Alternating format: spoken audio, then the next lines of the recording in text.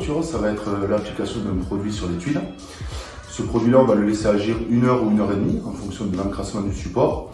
Et ensuite, on va venir le nettoyer avec le suppresseur à buse rotative. Et en fait, le nettoyage va permettre de retrouver la couleur originelle des tuiles et enlever toute la pollution sur la toiture. Ensuite, le démoussage de la toiture, ça va être cette étape de nettoyage, plus une seconde étape qui va être l'hydrofugation de la toiture. C'est-à-dire qu'on va appliquer sur le toit un hydrofuge qui va permettre de recréer une vernis de cuisson, c'est-à-dire une protection sur la tuile.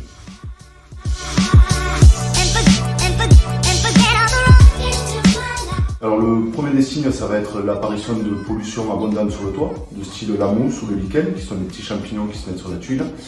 Ensuite, ça va être la présence de tuiles cassées, ça va être la présence de tuiles feuilletées, qui vont nous donner des signes pour vraiment conseiller le démoussage de la toiture à un client.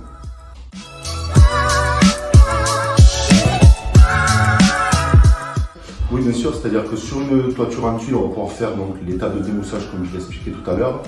Sur une toiture en ardoise, qui est un matériel un peu plus délicat à travailler, on va simplement appliquer un produit en double couche croisée. Et ensuite, c'est le temps et la pluie qui va faire en sorte que le toit redevienne complètement propre.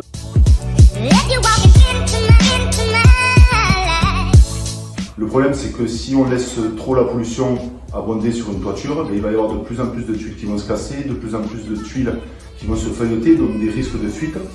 Ce qui fait qu'en fait, plus on va attendre, et plus après le travail de démoussage ne servira à rien. Et souvent, l'étape après le démoussage, ça va être le changement complet d'une couverture.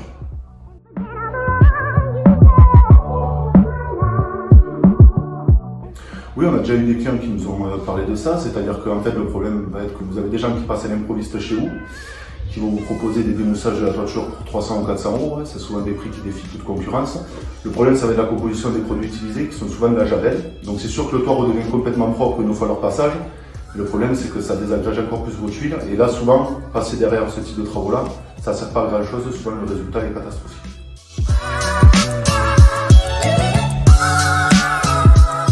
Alors, la question la plus fréquente, ça va être souvent quelle est la meilleure période pour effectuer ce type de travaux. Donc c'est souvent au printemps, on le conseille de le faire au printemps.